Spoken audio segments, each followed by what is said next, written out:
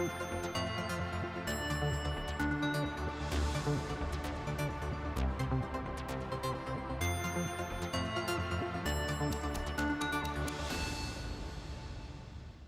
ይስጥልን ተመልካቾች ከትግራይ ቴሌቪዥን የሚተላለፍ የአማርኛ ቋንቋ ዜናችን አሁን ጀምሯል። ከዜናዎቹ ጋር በእምነት ሰለሞን ነኝ።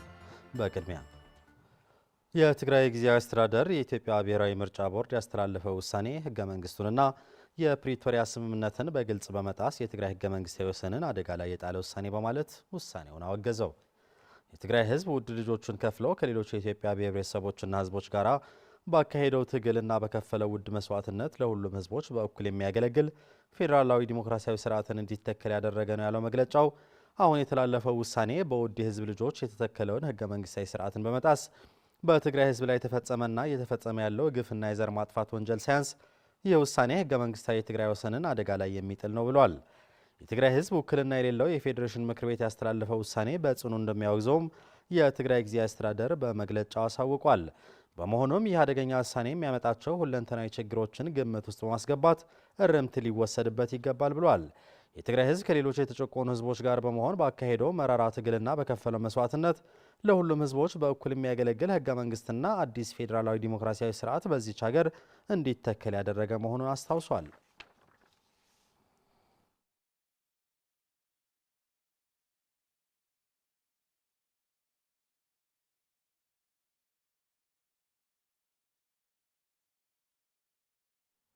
በተያዘ የኢትዮጵያ ብሔራዊ ምርጫ ቦርድ በትግራይ ህገ መንግስታዊ ግዛት አስመልክቶ ያወጣው መግለጫ ህጋዊነት የሌለው ነው ሲል የትግራይ መንግስት ኮሚኒኬሽን ቢሮ አስታወቀ። ቢሮው ቦርዱ ዛሬ የካቲት 16 2018 ዓ.ም በአምስት የትግራይ የምርጫ ጣቢያዎች አስመልክቶ ባወጣው መግለጫ ውሳኔው የትግራይ ህዝብ ህልውና የሚፈታተን ኢፍትሐዊ ውሳኔ በመሆኑ ሁሉም እንዲያወግዘውና የትግራይ ህገ መንግስታዊ ሉዓላዊነት ለማክበር ሁሉም አንድነቱ እንዲያጠናክርም ጥሪ አቅርቧል።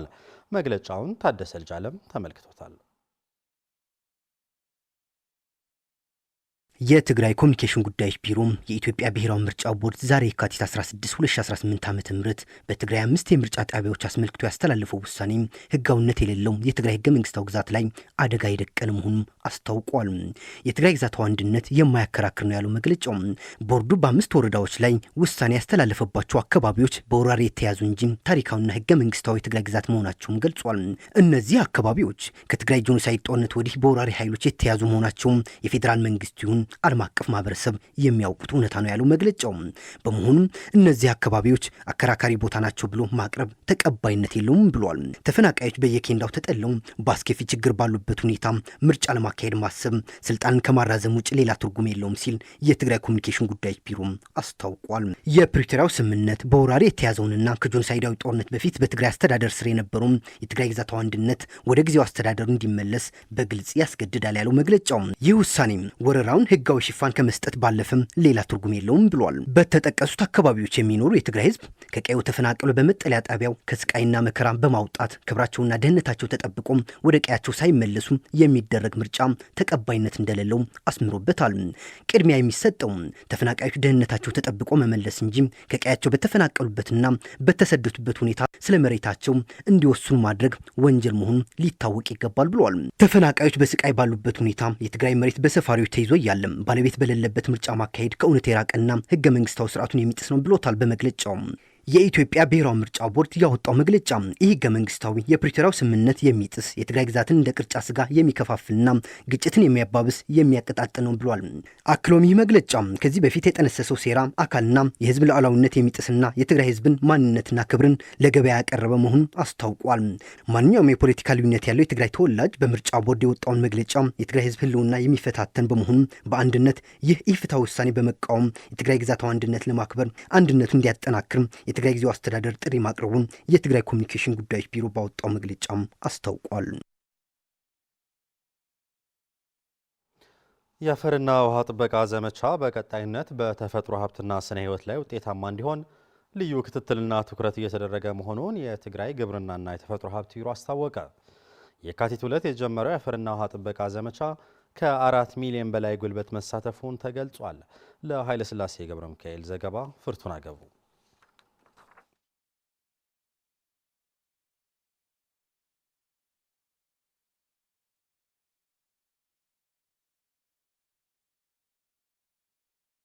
በትግራይ በየዓመቱ የሚካሄደው የተፈጥሮ ሀብት ጥበቃ ዘመቻ አሁንም ቀጥሎ እየተካሄደ ነው። በክልል ደረጃ የካቲት 2 የተጀመረው የአፈርና ውሃ ጥበቃ ዘመቻም ከ4 ሚሊዮን በላይ ጉልበት መሳተፉን የትግራይ ግብርናና ተፈጥሮ ሀብት ቢሮ ኃላፊ አቶ አለምርሃን ሀሪፈዮ ይገልጻሉ።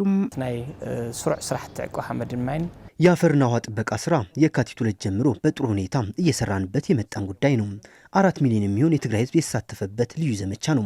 እንደ ክልል በነጻ ዘመቻ በፕሮጀክት 61 ሺህ ሄክታር ለመስራት ነው እቅድ አውጥተን እየሰራን ያለ ነው። ምርትና ምርታማነትን እንዲያድግ በጥራትና በብዛት እንዲሰራ ከክልል እስከ ወረዳ የተለያዩ ስልጠናዎች ተሰጥቷል ያሉት አቶ አለምርሃን ይህን የተሳካ እንዲሆን ሁሉም በተቀናጀ መልኩ እየተረባረበ ነው ብለዋል። ሰፊሕ ስልጠናታት ሂብና ካብ ላዕሊ ክሳብ ታሕቲ ሰፊ ስልጠናዎች ከወረዳ እስከ ጣቢያ ድረስ እየሰጠን መጥተናል። በዚህም ውጤታማ ስራዎች እየሰሩ ነው። በዘመቻው የሚጠበቅብንን በእቅድ መሰረት ተሰርተዋል ወይ ብለን እየገመገምን ከባለፈው ዓመት ተሞክሮ እየወሰድን በተቀናጀ መልኩ እየሰራን መጥተናል። እየተካሄደ ያለው የአፈርና ውሃ ጥበቃ ዘመቻ በቀጣይነት በተፈጥሮ ሀብትና በስነ ህይወት ላይ ውጤታማ እንዲሆን ልዩ ክትትልና ትኩረት እየተደረገ መሆኑ አቶ አለምርሃን ገልጸዋል። ሎም ዘመን በግድን ዘንድሮ የምንሰራቸው የአፈርና ውሃ ጥበቃ ዘመቻዎች 40% በስነ ህይወት ሊሸፈኑ ይገባል ብለን አስቀምጠናል። ይህ በበለስ በከብቶች ቀለብ ላይም የተለያዩ በታራሽ መሬት ላይ ሊሰሩ የሚገቡ ስራዎች ላይ ለማዋል ትኩረት እያደረግን ነው እየሰራን ያለ ነው። በሳይንሳዊ መንገድ ያስቀመጥናቸው 10 መመዘኛዎች የአፈርና ውሃ ዘመቻዎቻችን አሳክተናል አላሳካንም የምንፈትሽበት ነው። በተለይም በአሁኑ ሰዓት ባለንበት አስቸጋሪ ሁኔታ ላይ ሆነን ትኩረታችን ልማትና ሰላም ላይ አድርገን እየሰራን ያለ ነው። የአፈርና ውሃ ጥበቃ ዘመቻም በቀጣዮቹ 11 ቀናት በተቀናጀ ርብርብ ተጠናክሮ እንዲካሄድ ድጋፍና ክትትል እንደሚደረግ የትግራይ ግብርናና ሀብት ተፈጥሮ ቢሮ ኃላፊ አቶ አለብርሃን ሀሪፈዮ ጠቁመዋል። ጨቋኙን የደርግ ስርዓት ለመገርሰስ በተደረገው የትጥቅ ትግል በወታደራዊ ፖለቲካዊና ኢኮኖሚያዊ እንቅስቃሴዎች የተማረ የሰው ኃይል ለማፍራት ዓላማ አድርጎ የተቋቋመው የወያነ ትምህርት ቤት ታሪክ ለመሰነድና አሁንም በትግራይ ልማትና ዳግም ግንባታ የበኩሉን ሚና ለመወጣት እየሰራ መሆኑን የትምህርት ቤቱ ማህበር አስታወቀ። ለገብረ መድህን ተወልደ መድህን ዘገባ ብርዛፍ ገብረ ጻድቃን።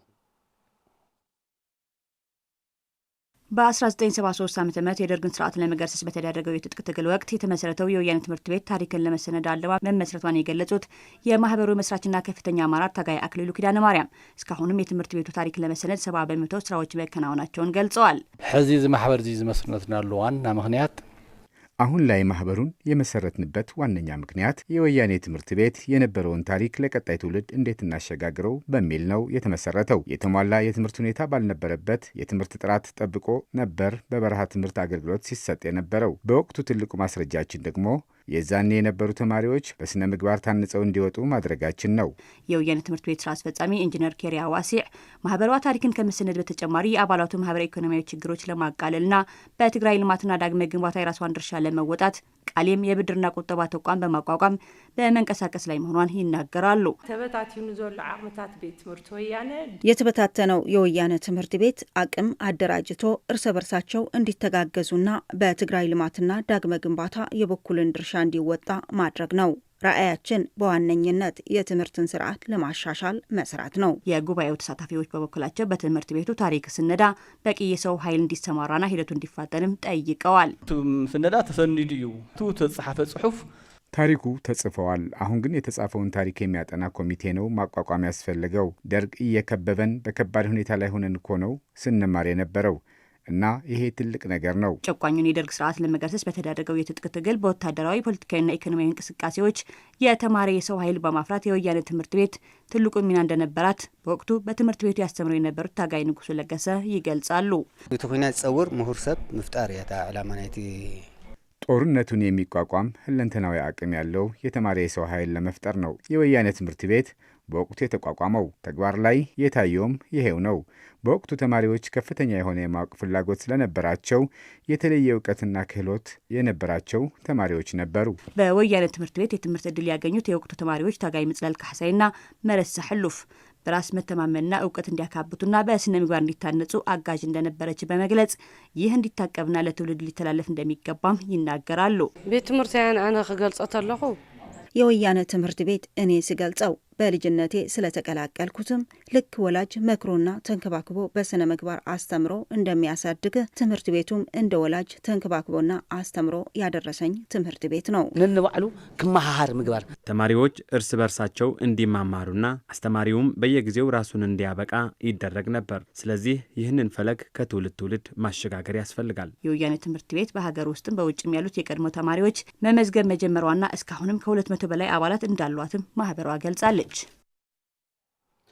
የተጀመረው የቃጫ ተክል ልማት የገጠር ኢንዱስትሪያላይዜሽን የማስፋፋት ስራን የሚደግፍ ህገወጥ የትግራይ ወጣቶች ስደት በመክታት የስራ ዕድል ከመፍጠሩ በተጨማሪ ለትግራይ ኢኮኖሚያዊ እድገት ወሳኝ በመሆኑ በአፋጣኝ ተግባራዊ ሊደረግ ይገባል ተባለ። ለኢየሩሳሌም ገብረመድህን ዘገባ ማዕድ ኃይለ።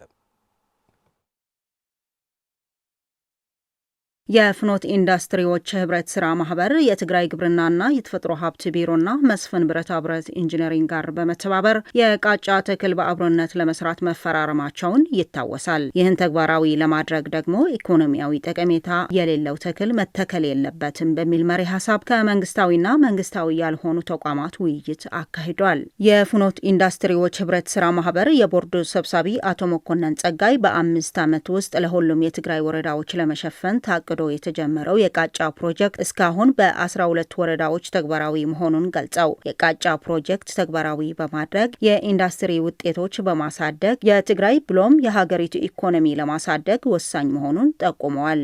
ለ10,000 መናእሰይ ኣብ ቅሸቶም እንዳለው ስራ ክፈጥር ከ10,000 በላይ ወጣቶች በየቀበሌዎቻቸው ስራ እንዲፈጠርላቸው የማህበራዊ ንቅናቄ እንዲኖርና በኑሯቸው እንዲለወጡ ታስቦ ነው ይህ ፕሮጀክት የተቋቋሙ። እስካሁን በ12 ወረዳዎች በተራራዎች ላይ ተተክለው በጥሩ ሁኔታ አድገዋል። ቀጣይም በሁሉም የትግራይ ቀበሌዎች በቃጫ ተክል እንዲለሙ ይደረጋል። ይህም ከትግራይ በተጨማሪ አሁን ላይ በሀገሪቱ ወጥቶ ያለው ህግ ያስከብራል። ምክንያቱም ማዳበሪያ ፕላስቲክ ካሁን በፊት እንጠቀም ነበር፣ አሁን ላይ በኢትዮጵያ ህግ ተከልክሏል። ይህ ማለትም ኦርጋኒክ ወደ ሆነው ቃጫ ፋይበር እንድንገባ ያስገድደናል ማለት ነው። ስለዚህ ለቃጫው ፕሮጀክት ጥሩ እድል ይሆንለታል ማለት ነው። ገበያችን በሀገር ውስጥ ብቻ ሳይሆን ለመላው ዓለም ኤክስፖርት በማድረግ የውጭ ምንዛሬዎችን ለማሳደግ ምቹ ሁኔታ ይፈጥራል። ባለፈው ዓመት በትግራይ ደረጃ ከ300 ሄክታር በላይ በቃጫ ተክል መሸፈኑን በመግለጽ ይሁን እንጂ ይህ በቂ ባለመሆኑ ከዚህ በላይ መስራት ይጠበቅብናል ያሉት ደግሞ የትግራይ ግብርናና የተፈጥሮ ሀብት ቢሮ ተወካይ አቶ ተስፋ አለም ገብረ ናቸው። ፈልስታት ነርሰሪ ወይ ከዓነ ሽግንጣታቱ ነጽርና ኣብ ተኸላይና ምርከብ የቃጫ ችግኝ በማፍላት እየተከልን ያለ ነው። የቃጫ ተክል በስፋት መተከል አለበት። ምክንያቱም ለኢንዱስትሪዎች በቂ የሆነ ቃጫ ሊቀርብላቸው ስለሚገባ። የትግራይ ኢንዱስትሪ ቢሮ ምክትል ኃላፊ አቶ መሐሪ ገብረ ሚካኤል በበኩላቸው የቃጫ ተክል እየታሰበ ያለው የገጠር ኢንዱስትሪያላይዜሽን ከግቡ እንዲደርስ ማሽኖች ከማቅረብ ጀምሮ አስፈላጊውን እገዛ ያደርጋል ብለዋል። ሕዚ ንሓስቦ ዘለና ገጠር እዩ። ኣብ ገጠር ድማ ኩለን ኤሌክትሪክ ዘሎ ይኮነን ወይ ድማ መብራህቲ ይቡልን። አሁን ላይ እያሰብነው ያለነው በገጠር ብቻ ነው። በገጠር ደግሞ በሁሉም ላይ የኤሌክትሪክ አገልግሎት የላቸውም። ስለዚህ መሽኖቹ ከንፋስ እና ከፀሐይ የሚሰራ ተገጥሞላቸው በቀላሉ ወደ ሁሉም የገጠር ማህበረሰብ አርሶ አደር እንዲዳረስ እንደ ኢንዱስትሪ ቢሮ ትልቅ ድርሻ አለን። የትግራይ ወጣቶች ቢሮ ኃላፊ አቶ ሕየሽ ስባጋደስ የቃጫ ፕሮጀክት በትግራይ እየታየ ያለውን ህገወጥ የወጣቶች ስደት ለመግታትና የስራ ዕድል ለመፍጠር የላቀ ድርሻ ስላለው የወረዳና የቀበሌ አስተዳደሮች ወጣቶች በማደራጀት በቃጫ ፕሮጀክት እንዲታቀፉ ሊያደርጉ ይገባል ሲሉ መልእክታቸውን አስተላልፈዋል። አክሽን ኤድ ኢትዮጵያ በትግራይ ደቡብና ደቡብ ምስራቅ ዞን ሲያካሄድ የነበረውን የኑሮ ማሻሻል የፕሮጀክቶች ስራዎችን ማጠናቀቁን አስታወቀ። ፕሮጀክቱ በምግብ ዋስትና ላይ ትኩረት በማድረግ በ4 የትግራይ ወረዳዎች ለ18 ወራት ሲሰራ መቆየቱን ገልጿል። ለተስፋ የታደሰ ዘገባ ሙሉ ብርሃን ዳርጌ። አክሽን ኤድ ኢትዮጵያ ከአጋር አካላቶች ጋር በመሆን በትግራይ ደቡባዊና ደቡብ ምስራቅ ዞኖች በሕንጣሎ፣ ወጀራት፣ ራያ አዘቦና ጨርጨር ወረዳዎች ለ18 ወራት ሲያካሄድ የነበረውን የህብረተሰብን የኑሮ ዋስትና ማረጋገጥ ስራ ፕሮጀክት ማጠናቀቁን አስታውቋል። የፕሮጀክቱ ተጠቃሚዎችም ፕሮጀክቱ ሲያደርግላቸው በነበረ ድጋፍ ኑሯቸውን መለወጥ መቻላቸውን ይገልጻሉ። ሴት በዓላት ዘርእ ትፍለ ዘርእ ግን የሚሆነ ካውካት ዘር እንደገና ናይስነ ልቦና ትምህርት ሴት ልጅ በራሷ መስራት ትችላለች ተብዬ 20 ኪሎ ሽምብራና 5 ኪሎ ጤፍ ተሰጥቶኛል። ከዛም በላይ የስነ ልቦና ድጋፍም ተደርጎልኛል። ሌሎች የንጽህና መጠበቂያ ነገሮችም ተሰጥቶናል። የንጹህ መጠጥ ውሃም ተሰርቶልናል። ማጭድ በዘርና በማዳበሪያ ማጭድ፣ መቆፈሪያ የመሳሰሉ ለማረስ የሚረዱ ቁሳቁሶች ተሰጥተናል። እርሻ አለኝ። በተሰጠኝ ምርጥ ዘር የራሴ ጨምሬ ዘርቸዋለሁ። ከዛም ተጠቃሚ ሆኛለሁ። የራያ አዘቦ ወረዳ የመስኖ ፕሮጀክት አስተባባሪ አቶ ተገኝ ሀፍቱ በመስኖ ስራ መልማት የሚችል 86 ሄክታር መሬት በአክሽን ኤድ ኢትዮጵያ የውሃ መስኖ መሰራቱን ይገልጻሉ። ወረዳ ራያ አዘቦ ጣቢያ መቻረ ባሳለ ልባል በራያ አዘቦ ወረዳ ማቻረ ቀበሌ ባሳለ 1 እና ባሳለ 2 የተባሉ የውሃ ጉድጓዶች ተሰርተው 86 ሄክታር መሬት ማልማት የሚችሉ ናቸው።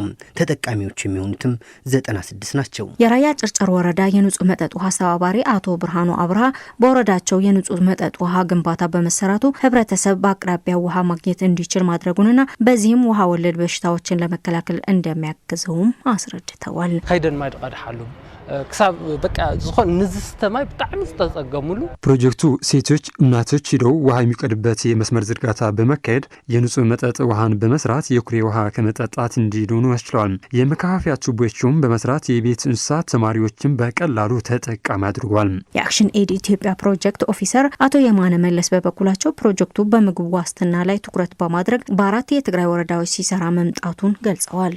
መጀመሪያ ምግብና ግብርና መጀመሪያ በምግብ ዋስትና ማረጋገጥና ግብርና፣ ሌላው በንጹህ መጠጥ ውሃ እንዲሁም በሴቶች ጥቃት ዙሪያ ይሰራ የነበረ ፕሮጀክት ነው። በምግብ ዋስትና በተለይም በምርት ማዳበሪያ ዙሪያ የእርሻ መሳሪያዎችን በማዳረስ ዙሪያ በ16 ቀበሌዎች 45 ተጠቃሚዎች ነበሩ።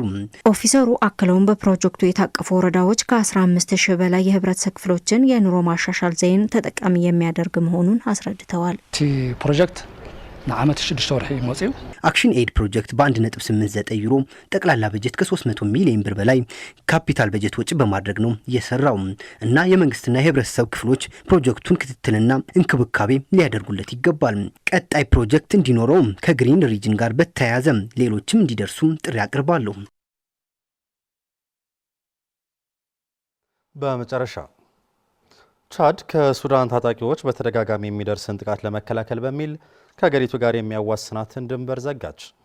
የቻድ መንግስት ከሱዳን ጋር የሚያዋስነውን ድንበር የዘጋው አልቲና በተባለው የድንበር ከተማ በፈጥኖ ድራሽ ኃይሉና የሱዳን ጦር አጋር በሆኑ ታጣቂዎች መካከል ውጊያ ከተከፈተ በኋላ ነው። የሀገሪቱ መንግስት ድንበሩ ለምን ያህል ጊዜ ዝግ ሆኖ እንደሚቆይ አላስታወቀም ብሏል የቢቢሲ ዘገባ። ቻድ ከሱዳን ጋር በምትዋሰንበት ድንበር ለሰብአዊ ድጋፎች ከሚደረግ ዝውውር ውጪ ማናቸውንም የሰውና የንግድ እንቅስቃሴዎችን አግዳለች። ቻድ በጦርነት ወደምትታመሰው ሱዳን የሚገባ እርዳታና የሰብአዊ ድጋፍ ሰራተኞች ዋነኛ መተላለፊያ ብትሆንም በተደጋጋሚ የጎረቤት ሀገር ሱዳን ግጭት ወደ ግዛቷ በመግባት የዜጎቿን ደህንነት አደጋ ላይ ጥሏል ሲል ቢቢሲ ዘግቧል። የቻድ ኮሚኒኬሽን ሚኒስትር የሱዳን ግጭት ወደ ሀገራቸው እንዳይስፋፋ ለመከላከልና የሀገሪቱን ዜጎችና ስደተኞችን ደህንነት ለመጠበቅ ሲባል ድንበሩ እንዲዘጋ መወሰኑን ገልጿል። የሱዳን ፈጥኖ ደራሽ ኃይል በድንበር ከተማዋ አልታይን የሚገኝ የቻድ ጦር ካምፕ ላይ ጥቃት መሰንዘራቸውን ተዘግቧል። መንግስት ግን በጉዳይ ላይ ምንም ያለው ነገር የለም ሲል የቢቢሲ ዘገባ አክሏል።